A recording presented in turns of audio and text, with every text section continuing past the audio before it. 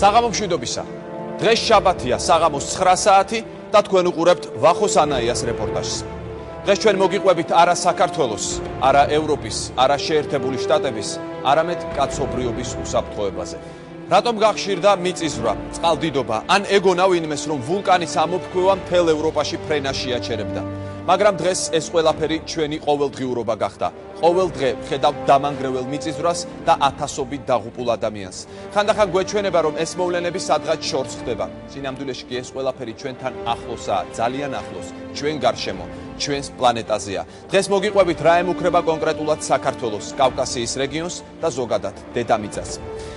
რა ვიცით გლობალური დათბობის ან მზის სისტემაში მიმდინარე მოვლენების შესახებ? გამოჩნდნენ მეცნიერები, რომლებიც ამტკიცებენ, რომ დედამიწაზე მალე სიცოცხლე დამთავრდება, რომ დარჩა ძალიან ცოტა დრო და რომ წამზომი ჩართულია.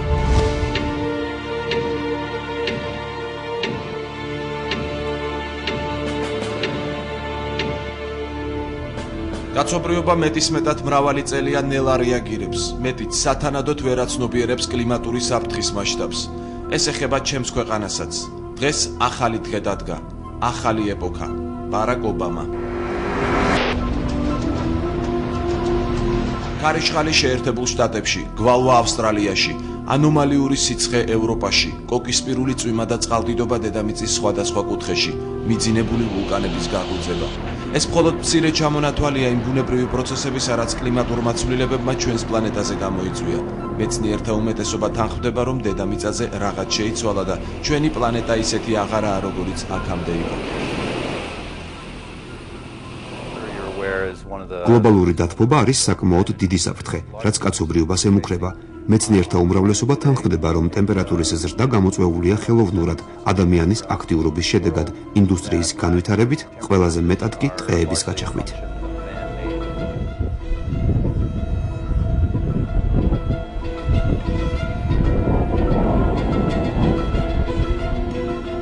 კლიმატის ცვლილება, კაცობრიობის მთავარი გამოწვევა. ტექნოლოგიების განვითარების შედეგად უკანასკნელი 50 წლის განმავლობაში ადამიანმა გარემოზე დიდი ზემოქმედება მოახდინა. იზრდება პლანეტის მოსახლეობაც, რომელიც 2050 წლისთვის 9 მილიარდს მიაღწევს, რაც კიდევ უფრო დიდ ზეგავლენას მოახდენს ბუნებრივ რესურსებზე და გამოიწვევს ტემპერატურის მატებას. ჩვენ მოვიხმართ სასარგებლო წიაღისეულს, გაზს, ნავთობს, ქვანახშირს და ვზრდით გაზების კონცენტრაციას. ამ აირების შედეგად ატმოსფეროში სქელი ფარდა წარმოიქმნება და მზიდან წამოსული სხივები უკან აღარ ბრუნდება, ანუ სხივები რჩება დედამიწაზე. შედეგად პლანეტაზე ტემპერატურა მატულობს. ევროკავშირის საგარეო და უშიშროების პოლიტიკის კოორდინატორის ჰავიერ სოლანას მოხსენება. ანგარიშში კაცობრიობისთვის შემაშფოთებელ საფრთხეებს ამოიკითხავთ. 2050 წლისთვის ჰაერის ტემპერატურა მხოლოდ 2 გრადუსამდე რომ გაიზარდოს და არა უფრო მეტად, მსოფლიოს მოუწევს სათბურის გაზების გამოშვების მაჩვენებელი გაანახევროს. თუ მსოფლიო ამას მიაღწევს, ასეთ შემთხვევაშიც კი შემდეგ სურათს მივიღებთ. საკვებისა და სასმელი წყლის დეფიციტი. ამას ასობით მილიონი ადამიანი საკუთარ თავზე გამოცდის. დასკვნაში ისიც წერია, რომ ეს ყველაზე უარესი სურათი როდია.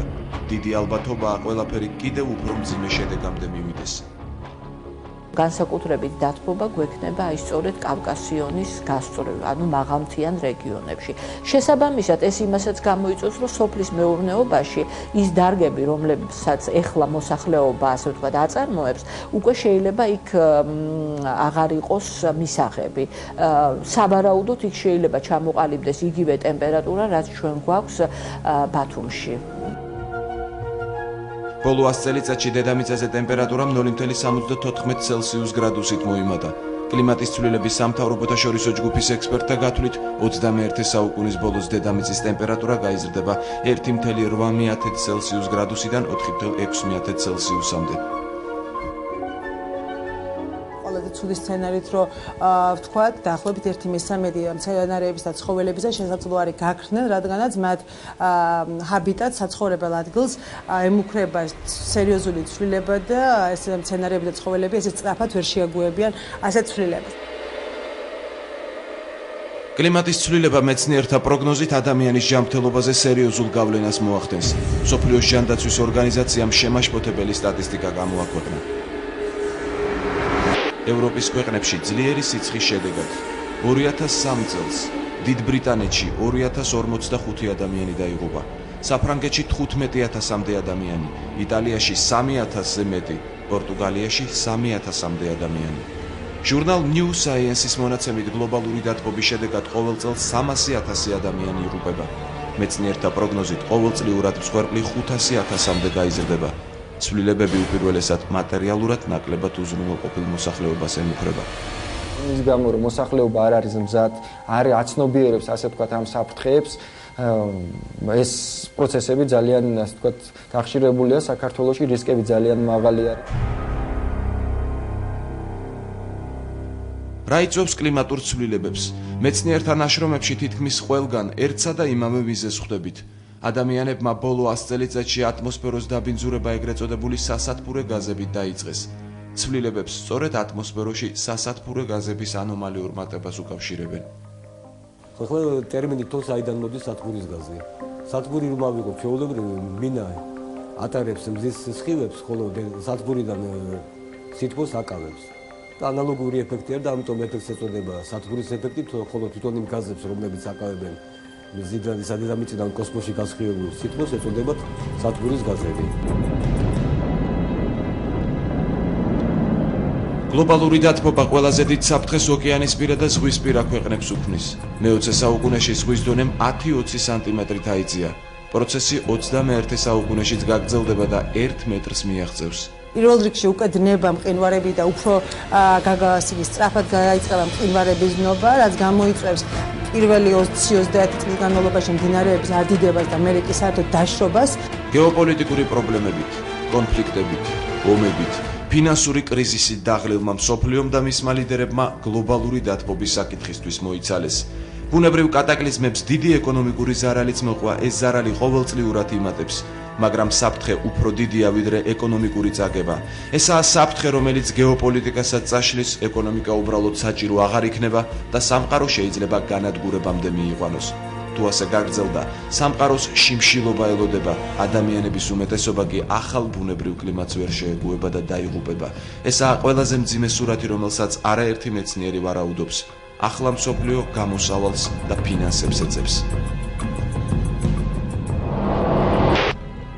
ნობელის პრემიის ლაურეატმა ამერიკელმა ფიზიკოსმა სტივენ ჩუმ ობამას მთავრობას მთელი მსოფლიოს თეთრად შეღებვა შესთავაზა, რათა გლობალური დათბობა თავიდან ავიცილოთ. ამ დასკვნამდე ჩუმ მას შემდეგ მივიდა, რაც გაანალიზა, რომ ნათელ ფერებში შეღებილი სახლის სახურავები და გზის საფარი ბზის სინათლის 80%-ს ირეკლავს, ხოლო მუქი მხოლოდ 20%-ს. მისი გათვლით, იდეის განხორციელების შემდეგ სითბური აირების გამოწყორცნა კოლოსალურად შემცირდება, რაც დაახლოებით 11 წლის მანძილზე ავტომობილების საერთოდ გამოუყენელობის ტოლფასი იქნება. რა არის სიმართლე და რა გამონაგონი? არის თუ არა გლობალური დათბობა და კლიმატის ცვლილება მითი, როგორც ამას ზოგიერთი ავტორიტეტული მეცნიერი და პოლიტიკოსი ამტკიცებს? თუ ეს ყველაფერი მითია, მაშინ რატომ მიანიჭეს ამერიკის პრეზიდენტობის ყოფილ კანდიდატ ალ გორს ნობელის პრემია? 1988 წლიდან რატომ არსებობს კლიმატის ცვლილების სამთავრობო საერთაშორისო ჯგუფი? ნორვეგიაში ალ გორთან ერთად ეს ჯგუფიც დააჯილდოვეს. ალ გორს ეკუთვნის ცნობილი ფრაზა „დედამიწას სიცხე აქვს“ და საერთოდ, რატომაა ასეთი რეზონანსული ეს საკითხი? მსოფლიო პოლიტიკის ცნობილი ფიგურები გლობალური დათბობის და კლიმატის ცვლილების შესახებ გამოთქვამენ აზრს. ნობელის პრემიის ლაურეატი ელ გორი. როდესაც თქვენ შვილს აქვს სიცხე, ის ექიმთან მიყავთ ხოლმე. და თუ კი ექიმი გეტყვით, რომ ჩარევა ასაჭირო, თქვენ არ უპასუხებთ, რომ წაკითხული გაქვთ ფანტასტიკის ჟანრის რომანი, სადაც ნათქვამია, რომ ეს არ წარმოადგენს პრობლემას. თუ ბავშვის საწოლს ცეცხლი უკიდია, იმაზე ფიქრს არ დაიწყებთ, ბავშვი ცეცხლგამძლეა თუ არა, მაშინვე იმოქმედებთ. ჩეხეთის პრეზიდენტი ვაცლავ კლაუსი, რომელსაც ანტი ელ გორად მოიხსენიებენ. ეს აჟიოტაჟი მიმაჩნია ერთ-ერთ ყველაზე უფრო სერიოზულ საფრთხედ, რომლის წინაშეც დგას თავისუფლება მსოფლიოში. გულისხმობ არათვით გლობალურ დათბობას, არამედ მასზე მოსაზრებებს, რომელთა იმპორტიც ხდება გლობალური დათბობის საკითხისადმი, ისეთი არასწორი დამოკიდებულებით, როგორცაც ელ გორი და ბევრი სხვა ამჟღავნებს. ამის გარშემო ისტერია დასავლეთ ევროპასა და შეერთებულ შტატებში სასაცილო და უღირსია და ეჭვს არ იწვევს, რომ ადამიანები რამდენიმე წელიწადში ან 10 წლეულში დაგწინებენ, იფიქრებენ, რომ 21 საუკუნის პირველ 10 წლეულში ყველანი გავგიჟდით ამ თემაზე ყურადღების ასე გამახვილებით. ჯონ მაკეინი, ჩვენ აღარც მარშიელობა გვჭირდება და აღარც კომპიუტერული მოდელირება, რადგან სატელიტურ სურათებზე კარგად ჩანს, თუ როგორ უეცრად გაქრა მყინვარები, ანტარქტიკის ყინულის შელფები და არქტიკის ყინულის საფარი. და მე ეს ყველაფერი ძალზედ ახლოდან მაქვს ნანახი. ვიყავი ალიასკაზე, სადაც ნაციონალური პარკია აშენებული იმისთვის, რომ სტუმრებს შესთავაზონ დიდი მყინვარის საუკეთესო ხედები. პრობლემა ის იყო, რომ მყინვარი იქ აღარ დაგვდა. როგორც გარემოს სხვა გამოწვევები, გლობალური დათბობაც წარმოადგენს შორსჭრეტელობის და პოლიტიკური გამბედაობის ტესტს. დღეს ბრიტანელების 26%-ს სჯერა, რომ კლიმატის ცვლილება რეალურია და იგი ადამიანის მიერაა გამოწვეული. გერმანელების 42%-ს გლობალური დათბობა აშინებს. ამერიკელების 48% დარწმუნებულია, რომ გლობალურ დათბობაზე წარმოდგენები გაზვიადებულია. საქართველოში ასეთი პროცენტული მაჩვენებელი არ არსებობს, მაგრამ რა თქმა უნდა არსებობს განსხვავებული მოსაზრებები და ახლა სწორედ მათ გთავაზობთ. მტკიცებულება იმისა, რომ ადამიანმა შეიტანა მნიშვნელოვანი როლი გლობალურ დათბობაში, კარგი მტკიცებულება არ არსებობს. არსებობს რაღაცა მონაცემები, რომელთა ნაწილიც ფალსიფიცირებული, როგორც ჩვენ ახლა ვიცით. ანუ მეცნიერებმა, მეცნიერებმა შეიძლება თქვათ, რომელსაც სამსახურზე მუშაობდნენ, უნდათ შეექმნათ ესეთი განწყობა, რომ აი ძალიან სერიოზული საკითხია და ცოტათი პატარა, ვთქვათ, ციფრების მასაჟი დაიწყეს ესეთი. აი ეს ცოტა 100 დავწეროთ, ცოტა 100 დავწეროთ და გამოვიდა, რომ რეალური პრობლემაა. რაც არ მტკიცდება. უბრალოდ არის აბსოლუტურად სხვა მონაცემები, რომ პირიქით ახლა დაიწყო, სადაც 2000-იან წლების დასაწყისში დაიწყო გაგრილების პროცესი. და ნუ ხა შორს ხა ჩვენს მაგალითად შეგვიძლია გავიხსენოთ, რომ მაგალითად ხა წელს რო თქო რაღაც ძალიან დავთვალე ვიყავი და ვერ ვიტყვით და შარშანაც ვერ ვიტყვით ამას, ხო? ეხლა ეს ხო ამაზე გლობალური დათბობა ეხება ყველას სადღაც ერთადღაც არ ხდება. ანუ თუ გლობალური დათბობა საქართველოშიც უნდა იყოს ეგრეთ ტენდენცია ტემპერატურის მომატების. ჩვენ დგავართ რეალური კატასტროფების წინაშე. ჩვენ პატარა საქართველოც და კავკასია, მე ვიტყოდი არა საქართველო, არამედ კავკასია ამ შემთხვევაში, იმიტომ რომ კავკასიისთვის არის ეს აკუმულაციური ეფექტით უფრო სერიოზული პრობლემა, ვიდრე მარტო საქართველოსთვის. ჩვენ ხილულად ვხედავთ იმ პრობლემებს, რაც გვაქვს. ანუ გახშირებული წყალდიდობები, მეწყერსაშიში ზონები, რომელიც გახშირებულია იქ, სადაც არასოდეს არ იყო თითქოს გაურკვეველი ნალექები წვიმის რაოდენობის, რომელმაც შეიძლება ერთ სეზონში მოვიდეს იმდენი, რომელიც წლიურად შესაძლებელია რომ მოვიდეს. ეს ისევ დამახასიათებელია, ერთ-ერთი ინდიკატორია კლიმატის ცვლილების. და ახლა ჩვენი გადაცემის სტუმარია ჰიდრომეტეოროლოგიის ინსტიტუტის წარმომადგენელი, გეოგრაფიის მეცნიერებათა დოქტორი, კლიმატის სპეციალისტი ბატონი ბაკურ ბერიტაშვილი. მოგესალმებით ბატონ ბაკურ, საღამოშვიდობისა, დიდი მადლობა გადაცემაში მობრძანებისთვის. ბატონ ბაკურ, ჩემი პირველი შეკითხვა ასეთია, რით დაამტკიცებთ, რომ გლობალური დათბობა არ არის მითი? ბევრი სკეპტიკოსი არსებობს, რომელიც ამბობს და სწორედ ამ სიტყვას მითს მოიხსენიებს. რა არის თქვენი არგუმენტები? რაც ჩვენ ვხედავთ და ვაანალიზებთ ცალკეულ რეგიონებშიაც და კონტინენტებზედაც და გლობალურადაც, ეს გაზომვები ყველა ცალსახად იძლევა იმას, რომ დაახლოებით 1970 წლიდან დაიწყო უკვე სტაბილურად ზრდა ტემპერატურამ ყველა კონტინენტებზე, უფრო ჩრდილო ნახევარსფეროში, სამხრეთში ნაკლებად. ესე იგი, ეს არის უამრავი მეტეოსადგურის დაკვირვების მასალა და აქ არაფერი გამოგონილი და ყურით მოთხრეული არ არის, ისე რომ ბატონ ბაკურ, მაშინ რატომ გაიყო მეცნიერებაში აზრი ორად და პოზიციები არის კატეგორიული. ერთი ნაწილი კატეგორიულად ამტკიცებს, რომ ეს არის გამონაგონი ყველაფერი, მეორე ნაწილი ამტკიცებს, რომ დედამიწას რაღაც საშინელება ემუქრება. დიახ, აი ეს ამბავი საკმაოდ მტკივნეული აღმოჩნდა ენერგომატარებლების მწარმოებელი კომპანიებისთვის, იმიტომ რომ შეზღუდვა დაიწყო მათი წარმოებისა. ხო და ესე იგი ბუნებრივია, ისინი დაინტერესებული არიან იმით, რომ წარმოადგინონ, რომ ეს არ არსებობს გლობალური დათბობა, ყველაფერი ძალიან კარგად ანუ მეცნიერებაში ძალიან უხეშად ჩაერია ფული, ბიზნესი? დიახ. დიახ, ასე გამოდის, იმიტომ რომ ახლა მეორე მხარე არის ის ხალხი, ვინც უშუალოდ არის დაკავშირებული ამ კლიმატის ცვლილების პრობლემასთან და იქაც ახლა წარმოიშვა როგორი ამბავი, იცით, რომ ცოტა გამძაფრებისკენ დაიკვირება ტენდენცია, რომ ესე იგი, აი ძალიან დიდი კატასტროფაა მოსალოდნელი, აი თუ ასე გაგრძელდა და რატომ გვაშინებენ ასე? ეს არ არის რეალური?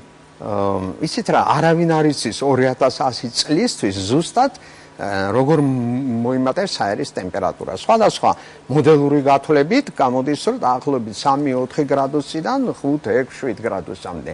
ეს არის ძალიან დიდი ჯერ ერთი დანამატი გლობალური ტემპერატურისთვის, რომელიც მოასწავებს ყინულოვანი საფარის გადნობას, ოკეანის დონის სერიოზულ აწევას რამდენიმე მეტრით. აქედან გამომდინარე ყველა კატასტროფული შედეგებით იმ დასახლებული დიდი ტერიტორიებისთვის, მოგეხსენებათ, კაცობრიობის თითქმის ნახევარი ცხოვრობს. აი ზუსტად ამაზე მინდა გითხოთ, თითქოს რაღაც ფანტასტიკის სფეროც არის, რომ აი ანტარქტიდა დაიწყებს დნობას, რომ ოკეანის პირა ქვეყნები ჩაიძირება. ეს შეესაბამება რეალობას? დაიტბორება. დიახ. შეესაბამება რეალობას? თუ ასე გაგრძელდა დათბობა ამ ტემპით, არა? აი მაშინ ის მათემატიკური მოდელები ამტკიცებს იმას, რომ რა თქმა უნდა, ეს ასე მოხდება, მაგრამ არავინ არ იცის ჯერ ერთი რომ ამ ტემპით გაგრძელება თუ არა, იმიტომ რომ შეიძლება ვთქვათ, რამდენიმე ძლიერ ვულკანს მოუნდეს ამოფრქვევა ამ პერიოდში და ისე გაჭუჭყენდეს ატმოსფერო იმ აი ახლა რო იყო ფერფლი ისლანდიასთან დაკავშირებით, რომ დათბობა კი არა, აქეთ აცივება დაიწყო. აი საქართველოზე მაინტერესებს კონკრეტულად ჩვენ შეგვეხო თუ არა გლობალური დათბობა, ან საქართველოს რომელ რეგიონებს ემუქრება ყველაზე რთული სიტუაცია? ესე იგი, პირველი ზონა ეს იქნება შავი ზღვის სანაპირო ზოლი, განსაკუთრებულად მტკივნეულად აღიქმება ეს ფოთის მიდამოებში ეს საქმე, იმიტომ რომ ცოტა ტექტონიკური დაძირვაც ხდება დედამიწასა და პლუს კიდევ ზღვის დონის აწევა წელიწადში 3 მილიმეტრით და ქარების გაძლიერება ყინვარების გადნობის შედეგად რიონის ჩამონადენი მატულობს და ეს რიონის ჩამონადენი და ზღვის დონის აწევა ქმნის დატბორვების და წყალდიდობების ძალიან დიდ საშიშროებას. პასუხისმგებლობა ხშირად მომისმენია ეს ფრაზა ეკისრებათ განვითარებულ სახელმწიფოებს გლობალურ დათბობასთან დაკავშირებით. თუ ეს ქვეყნები ვერ მოახერხებენ რაღაც შეთანხმებას, მაშინ რა შეიძლება მოხდეს, რა შეიძლება დაემუქროს დედამიწას, მის თითოეულ ცხოვრებს, ჩვენ ადამიანებს, რომლებიც შევყურებთ ამ პროცესს, შეიძლება ითქვას შორიდან. მაშინ 2100 წლისთვის, ესე იგი, გლობალური ტემპერატურა აიწევს ალბათ 5 გრადუსით თუ 6 გრადუსით და ამის შედეგად მოხდება კლიმატური ზონების ძალიან სერიოზული ტრანსფორმაცია. ესე იგი, იქ სადაც ახლა სიცივეა, იქ შედარებით სითბო იქნება, ვთქვათ, აი რუსეთის ჩრდილო ნაწილი, ციმბირი, კანადა, იქ მასლამე იქნება ხელსაყრელი პირობების, სოფლის მეურნეობის განვითარებისათვის, ხორბლის მოსაყვანად და ასე შემდეგ. მაგრამ სამაგიეროდ სამხრეთის სუბტროპიკებში იქნება ძალიან მაღალი სიცხეები, ეს გამოიწვევს გვალვიანობას და წყლის რესურსების ძალიან საგრძნობ შემცირებას. ბატონ ბაკურ, და კიდევ ერთი ეს ჩემი ბოლო შეკითხვა იქნება, მოდით მაყურებელს განვუმარტოთ, რატომ ვერ ახერხებენ სახელმწიფოები, დიდი სახელმწიფოები შეთანხმების მიღწევას, რომ ერთად ებრძოლონ კლიმატის ცვლილებას? ესე იგი, ეს ითხოვს კოლოსალურ დანახარჯებს იმისთვის, რომ ცვლილება მოხდეს, იმისი, რასაც უკვე ჩვენ შეჩვეული ვართ. მაგალითად, აი ახლა თქვენ რომ გითხრათ, დაანებეთ თავი ახლა თქვენ ამ ავტომობილებს გადადით ან აკუმულატორზე, ან და ზემოთ მანქანაზე ჩვენ დავაყენებთ მზის მიმღებს და ვივლი და ესე დღეში 20 კილომეტრს გაივლი ისის მზიან ამინში. მოგეწონებათ? არ მოგეწონებათ? თქვენ იტყვით რომ მოდი რა, მესანამ ახლა კაი მანქანა მყავს, მე ვივლი ამითი, სადაც მინდა და როცა მინდა და დანარჩენი ესე 50 წლის შემდეგ მე სხვებმა იფიქრონ. ბოლოს მაინც მინდა ესე თქვათ, დასკვნის სახით რომ თქვათ, საფრთხე მაინც რამდენად რეალურია და რამდენად უნდა შეეშინდეთ ან არ უნდა შეეშინდეთ ადამიანებს გლობალური დათბობის. აი ჯერჯერობით ამ კლიმატის ცვლილებას ვერაფერი ვერ შეაჩერებს, იმიტომ რომ ამ ასე ვთქვათ, თემა უკვე აიღო, ასე ვთქვათ, ინერცია და მოძრაობს. აი მართულებით ჩვენ მას ვერ შევაჩერებთ, მაგრამ სადღაც 50-100 წლის შემდეგ შეიძლება ჩვენ უკვე გავიდეთ ნელ-ნელა ან ნაჯერობაზე, ან შემცირებაზე. ბატონ ბაკურ, ძალიან დიდი მადლობა გადაცემაში მობრძანებისთვის. მე შეგახსენთ, რომ ჩვენი გადაცემის სტუმარი იყო გეოგრაფიის მეცნიერებათა დოქტორი, კლიმატის სპეციალისტი ბაკურ ბერიტაშვილი. გადაცემას განვაგრძობთ და მოგიყვებით სხვა სტიქიურ უბედურებაზე. კერძოდ, მიწისძვრაზე ჩვენ ტელეეკრანზე ყველამ ნახეთ, სულ რამდენიმე წუთში როგორ იქცა ნანგრევებად ორი ქვეყანა, ჰაიტი და ჩილე. და ყველამ ალბათ ის გავიფიქრეთ, გვემუქრება თუ არა მსგავსი რამ ჩვენც საქართველოში. საქართველოს სეისმურად აქტიური რეგიონია. საქართველოში ჩვენ გვახსოვს რამდენიმე ძლიერი მიწისძვრა, მათ შორის ახლო წარსულშიც. სამწუხაროდ წინასწარ შეუძლებელია დადგენა სად და როდის მოხდება მიწისძვრა და ბიძგები. ჩვენი გადაცემის მეორე ნაწილი, ის რისიც ყველას გვეშინია, მიწისძვრა.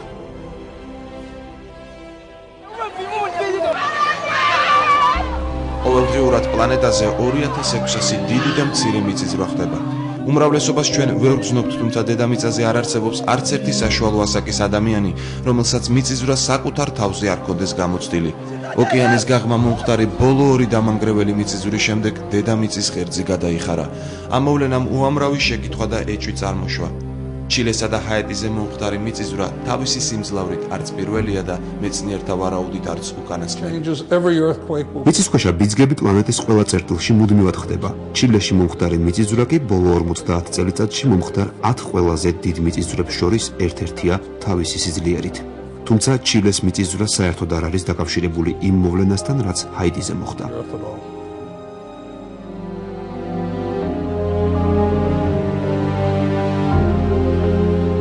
ბოლო პერიოდში დედამიწაზე ბევრი მოვლენა დაემთხვა ერთმანეთს.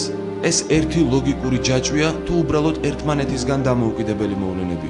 ძლიერ მიწისძვრას დედამიწის ღერძის გადახრა მოყვა. ისედაც შეშინებული დედამიწელები ამ ფაქტმა კიდევ უფრო შეაშინა. რას ცვლის დედამიწის ღერძის გადახრა და შეგვიძლია თუ არა ეს ჩვენი პლანეტისთვის რადიკალურ ცვლილებად მივიჩნიოთ. შეიძლება რაღაცა მომავალს თუნდაც გადახრები იქნება თქვა კლიმატზე მოკლედ, რომ ასეთი მცირე კუთხით გადახრა არაფერ საშიშრებას არ წარმოადგენს. ღერძის გადახრის შემდეგ მოხდა ერთი უცნაური ფაქტი. შემცირდა დრო. 1.27 მიასედი მიკროწამით, რაც ადამიანის ყოველდღიურ ცხოვრებაზე ზემოქმედებას ვერ მოახდენს. ამ უმნიშვნელო ცვლილებას ვერც კი შევეცნობთ. სტიქიას კაცობრიობა არსებობის დროიდან ებრძვის. საუკუნეების განმავლობაში სხვადასხვა ხერხი ცდილობს გადარჩენას. ცივილიზაციის განვითარების და ტექნიკური რევოლუციების შედეგად დღეს უკვე შეიძლება გავიგოთ, როდის იქნება ძლიერი ქარიშხალი, წყალდიდობა, ყინვა ან ძლიერი სიცხე, მაგრამ მიწისძვრის პროგნოზირება დღემდე შეუძლებელია და მეცნიერები მხოლოდ დაკვირვებით შემოგვიყვანს. არ არის შემუშავებული არანაირი მექანიზმები, რომ განსაზღვრონ მიწისძვრა წინასწარ, რადგან ყოველი ასეთი ადგილი პლანეტაზე არის ინდივიდუალური. ყველას თავისი თვისება გააჩნია, ამიტომ ერთი და იგივე მექანიზმი შეუძლებელია გამოიყვანოს როგორც ერთ ადგილას, ასევე სხვა ადგილას. მსოფლიოს დამანგრეველი მიწისძვრების ჩამონათვალი. სტიქიურ უბედურებებს მილიონობით ადამიანის სიცოცხლე ემსხვერპლა, გაცილებით მეტი ვიდრე ომებში. ყველაზე დიდი მსხვერპლი 1555 წელს შანჰაიში მომხდარმა 8 ბალიანმა მიწისძვრამ გამოიწვია. დაიღუპა 830,000 ადამიანი. ყველაზე მძლავრი მიწისძვრა კი 1960 წელს ჩილეში მოხდა. ეპიცენტრის სიმძლავრე 9.5 ბალს შეადგენდა. დაიღუპა 2000 და 2,5 ადამიანი კი უსახლკაროდ დარჩა. 2004 წელს ინდოეთის ოკეანეში მომხდარ მიწისქვეშა ბიძგების შედეგად წარმოქმნილ ცუნამის 230,000 ადამიანი შეეწირა. საქართველოს სეისმურად აქტიურ ზონაშია, თუმცა აქ ტექტონიკური ფილების გადაადგილების პროცესი ბოლომდე შესწავლილი არ არის. ამ კუთხით ჩვენ ვცდილობთ მოვიპოვოთ მეტი ინფორმაცია კავკასიის და ანატოლიის რეგიონების შესახებ, სადაც მიწისძვრები ხშირად ხდება. კავკასიაში ყველაზე დამანგრეველი მიწისძვრა 1667 წელს აზერბაიჯანში ქალაქ შამახაში მოხდა. დაიღუპა 80,000 ადამიანი. 1988 წელს სპიტაკის 7 ბალიან მიწისძვრას 25,000 ადამიანის სიცოცხლე შეეწირა. 1991 წელს 9 ბალიანმა მიწისძვრამ კი ძლიერ დააზიანა იმერეთისა და რაჭის რაიონები. უფრო აქტიურია სეისმურად თურქეთი ჩვენი მეზობლად. სეისმური აქტიურობა, საშუალო სეისმური აქტიურობა ნიშნავს გარდა იმისა, რომ ისეთი გრანდიოზული მიწისძვრები, როგორც ჩილეს მიწისძვრა იყო, ჩვენთან არ მოხდება საბედნიეროდ. თქვენ ახლა მონიტორზე ხედავთ სეისმურ რუკას. ამ წუთას, როცა მე თქვენ გელაპარაკებით, რეალურ დროში დედამიწაზე რამდენიმე მცირე და საშუალო სიმძლავრის მიწისძვრა ხდება. ამ წუთას მიმდინარე ბიძგები აღნიშნულია წითელი ფერით. სტაფილოსფერი, გუშინდელი მიწისძვრა, ყვითელი ფერი, ბოლო 2 კვირის განმავლობაში მომხდარი რყევები. როგორც ხედავთ, თელ დედამიწაზე მიწისქვეშა ბიძგები არც ერთი წამით არ წყდება. მეორედ მოსვლა 2012 წელი, მაიას ტომის წინასწარმეტყველება. ამ თემებზე გადაღებულია დოკუმენტური თუ მხატვრული ფილმები, რომელთაც როგორც წესი ყველაზე მეტი მაყურებელი ჰყავს. ჩვენი პლანეტის ცხოვრებთ გაურკვევლობის და მომავლის შიში იპყრობს, როცა სამყაროს აღსასრულზე ჩამოვარდება ლაპარაკი. ცოტა ხნის წინ გაჩნდა ცნობები პლანეტა ნიბირუს შესახებ, რომელიც თითქოს დედამიწას უახლოვდება და ჩვენს პლანეტას გაანადგურებს. ამ ციურ სხეულს მეორენაირად პლანეტა X-საც უწოდებენ. რა არის რეალობა და რა არის ფანტაზია? პასუხი ჩვენი რეპორტაჟის მესამე ნაწილში. დედამიწას პლანეტა X-ი უახლოვდება. მას მეორენაირად ნიბირუსაც უწოდებენ. სამყაროს აღსასრულზე სულ უფრო მეტს ლაპარაკობენ. დასრულდება თუ არა დედამიწაზე სიცოცხლე სულ რამდენიმე წელიწადში. თანამედროვე ადამიანის ცხოვრებაში ეს კითხვები უკვე შემოიჭრა. ამ თემაზე იღებენ ფილმებს, წერენ სტატიებს, ამზადებენ გადაცემებს. ინტერნეტ სივრცე კი უბრალოდ წალეკა მსგავსი სახის ინფორმაციამ. ყველაზე საინტერესო ისაა, რომ ადამიანები სამყაროს აღსასრულზე ნებისმიერ ახალ ინფორმაციას უდიდეს ყურადღებას უთმობენ. ამას მარტო ინტერნეტ საიტების დიდი პოპულარობაც მოწმობს. 2011 წლის მაისში დედამიწის ყველა მცხოვრები ნიბირუს შეუიარაღებელი თვალით დაინახავს. 2012 წლის 21 დეკემბერს ნიბირუ პლანეტის წრეს ჩაულის როგორც მზის მსგავსი წითელი ვარსკვლავი. დაიწყება უამინდობა და მიწისძვრები. ყველაზე უარესი კი მოხდება 2013 წლის 14 თებერვალს, როცა დედამიწა გაივლის ნიბირუსა და მზეს შორის. პოლუსები გადაადგილდება. პლანეტის დახრა შეიცვლება. დაიწყება დიდი ცვლილებები დედამიწაზე. უძლიერესი მიწისძვრები და ცუნამი გადაუვლის ჩვენს პლანეტას. 2013 წლის 1 ივნისიდან ნიბირუ ჩაუვლის ჩვენს დედამიწას და თანდათან გაქრება ჩვენი გალაქტიკიდანაც. პლანეტა ნიბირუსთან და 2012 წელთან დაკავშირებით არანაირი საფრთხე არსებობს. ძალიან ბევრს საუბრობენ ამ გიგანტურ პლანეტაზე, რომელიც თითქოს დედამიწას მიუახლოვდება და საფრთხეს შეუქმნის. ფაქტი ის არის, რომ ნიბირუ საერთოდ არ არსებობს და სრული სისულელეა თითქოს 2012 წლის დეკემბერში რაღაც საშინელება მოხდება. პლანეტა ნიბირუს თემა ბოლო წლებში აქტუალური მეცნიერმა ნენსი ლაიდერმა გახადა. ლაიდერმა დედამიწაზე პლანეტის მოახლოება 2011 წლისთვის იწინასწარმეტყველა. 2012 წლის 21 დეკემბერს კი ჯერ კიდევ უცნობი პლანეტა წითელი ვარსკვლავივით გაანათებს და მზეს დაემსგავსება. ნიბირუ ორბიტას და დედამიწას 3600 წელიწადში ერთხელ ჩაუვლის. ახლა სწორედ ეს დრო დგება. იწვევს წყალდიდობას, მიწისძვრას და სხვა კატაკლიზმებს, რომლებიც ყოველ ჯერზე ცვიან ცივილიზაციის მსვლელობას. ნიბირუს შესახებ წერდნენ მაიას ტომის წინასწარმეტყველნი, ასევე შუმერები, ძველი ეგვიპტელები. თანამედროვე ასტრონომებისთვის კი ის აღმოჩენა გახდა. მისი შესწავლა რამდენიმე წლის წინ თავიდან დაიწყეს. ყოველ დროში არსებობდა სამყაროს აღსასრულის მოლოდინი. ჩნდებოდა კონკრეტული თარიღები, როცა კატასტროფა უნდა მომხდარიყო. ეს ეყრდნობოდა ძველი ხალხების წინასწარმეტყველებას ამ კონკრეტული მეცნიერის ვარაუდებს. დღემდე არც ერთი ასეთი მოლოდინი არ გამართლდა. ახლა 21 საუკუნეში, როცა ტექნიკამ მაღალ საფეხურს მიაღწია, გაჩნდა ახალი თარიღი 2012. პარალელურად მეცნიერები უკვე ასახელებენ კიდევ ერთ თარიღს, დედამიწას 2023 წელს მეტეორი ემუქრება. მოდის ჩვენკენ ესა რა ვქნათ? ხო, შეიძლება დავუშვათ ვესროლოთ რაღაცა და ავაფეთქოთ, მაგრამ რო ავაფეთქებ, ის ნამტვრევები არც არ დარწევა და ერთიანად კი არ დაგვეჯახება, დაგვეყრება და შეიძლება კიდევ უარესი იყოს. დედამიწასა და დედამიწის გარშემო დაწყებულ პროცესებს სასულიერო პირები მეორედ მოსვლის ნიშნად მიიჩნევენ. ამ ყველაფერს ჩვენი რესპონდენტი დეკანოზი ალექსი კაცობრიობის გაფრთხილებად მიიჩნევს. მეორედ მოსვლის ჟამი მოახლოებული არის და არის რაღაცა ნიშნები, რომლის აღსრულებაც მოასწავებს მეორედ მოსვლის მოახლოებას.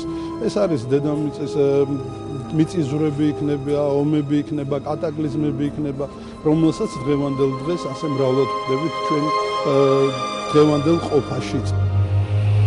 მიწისძვრები, კატაკლიზმები, მზის სისტემის განადგურება, კაცობრიობის დასასრულის დასაწყისი. პლანეტა, რომელიც მზის სისტემის საწინააღმდეგოდ მოძრაობს. მოცულობით გიგანტურ იუპიტერზე დიდია და მიზიდულობის საოცარი ძალის მქონე, ჰიპოთეტურად დამტკიცებული და მეცნიერულად დაუსაბუთებელი პლანეტა ნიბირუ ჯერ შეუსწავლელია. მეცნიერების უმრავლესობა მიიჩნევს, რომ პლანეტა X-ი მითია, პანიკა კი უსაფუძვლო. სერიოზული ასტრონომები უარყოფენ, რომ ასეთი რამ მოსალოდნელია უახლოეს წლებში. ანუ გათვლილია, რომ იმ სიდიდის პლანეტა, რასაც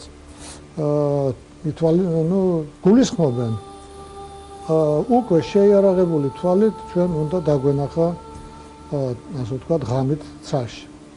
ანუ ასეთი რამ უახლოეს წლებში ჩვენ არ გვემოქმედება. თუ ნიბირუ მითია, ვინ და რატომ ავრცელებს გავს ინფორმაციას? რა არის ამ ყველაფრის მიზანი? ვისმენთ, რატომაა აზრი გაყოფილი ორად და რატომაა პოზიციები ასე რადიკალურად განსხვავებული? შეკითხვების სია გრძელია, პასუხების რაოდენობა კი მცირე და დღითი დღე სულ უფრო ბუნდოვანი და დამაბნეველი.